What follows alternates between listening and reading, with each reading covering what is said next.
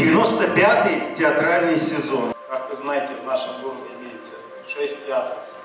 Казахский академический драмтеатр имени Шанина, Русский драматический театр, Узбекский драматический театр, театр сатиры, кукольный театр и театр оперы и балета. Возможно, и Казахскому драматическому театру в городе Шанин, и Русскому драматическому театру не 95, возможно, дальше. Постапокалиптическая сказка «Турандот 2162».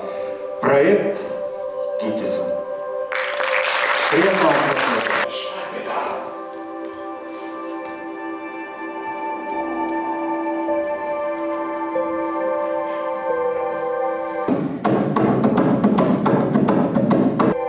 Взгляни в лицо.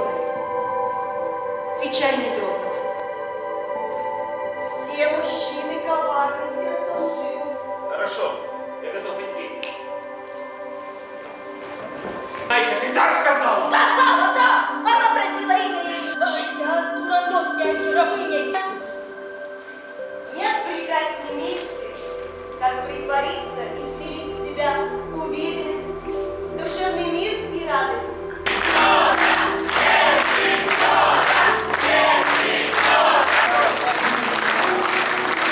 Москва, Большой театр.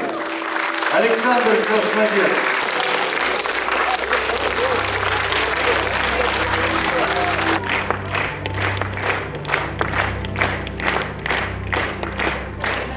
Мы поражены до глубины души этой премьерой.